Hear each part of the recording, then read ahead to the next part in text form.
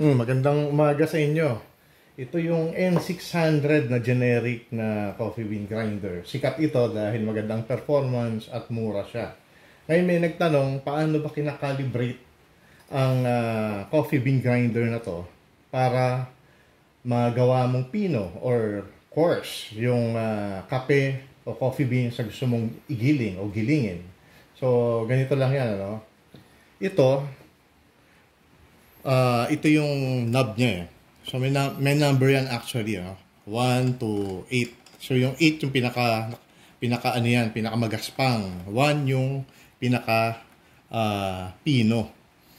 So minsan nawawala sa calibration to, or pag nabili mo minsan hindi well calibrated. So ikaw na mag-calibrate. Madali lang naman gawin.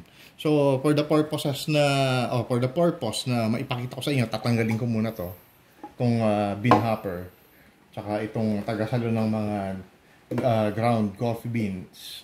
At ganito lang yan, kumuha ka ng Phillips screwdriver,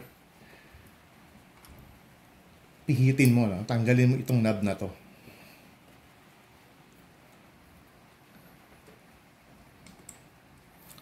Tanggalin mo yung tornilyo. Pag natanggal mo na yan,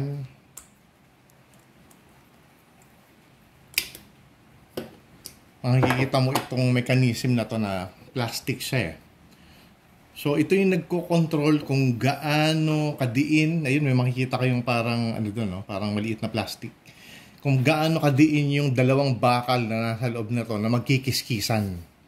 Kikiskisan na gano'n yan, umiikot, kikiskisan na gano'n. So ito yung nagko-control dyan. Ngayon, para makalibrate mo yan, kailangan mong i-on itong N600 grinder. At pipihitin mo to. Pag pinihit ko siya na counterclockwise, pagaspang ng pagaspang ang kanyang pag-grind ng kape o coffee beans. Pero pagka ginanyan ko siya, papunta ng clockwise, o pag counterclockwise, magaspang. Pag clockwise, pino or finer ang kanyang pagkaka-grind ng beans. So, ang gawin mo, pihitin mo siya clockwise hanggang sa may marinig kang tunog na parang nagkikiskisang bakal. Yun yung nasa loob nito na pinaka nag-grind eh. So, pakinggan nyo mabuti ha. Unti-unti kong ipihitin ito clockwise.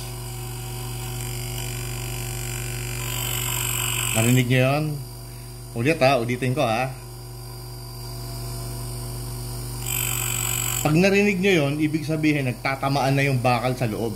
So ang gagawin mo, puntahan mo yung point na may ingay at i-back off mo ng konting-konti. Yun na, nakalibrate mo na siya. So yun na yung pinaka-pino. At ibalik mo yung takip niya. Ito yung pinaka-takip, ano? So yung number 1, nakita niyo number 1 na yun, yun yung pinaka-pino. So, yun yung itatapat mo doon sa arrow na yun. Eka ha.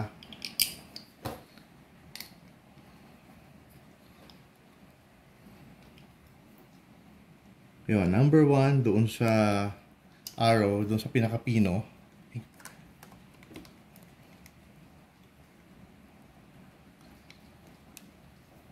At higpitan mo na. Yun na, nagawa mo na. So, testingin natin ha. Lagay ko sa number 4. Tapos, lalagay ko sa unti-unti sa number 1 doon sa pinaka-pino. Oh. Ayan na. Wala na kayo narinig na tunog.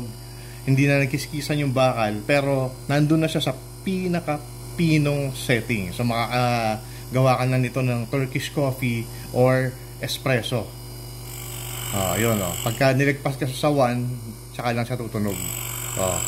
So, ibig sabihin, pinong-pino na yung magagawa ko sa number 1. So, thank you for watching. Sana may natutunan kayo sa video na to.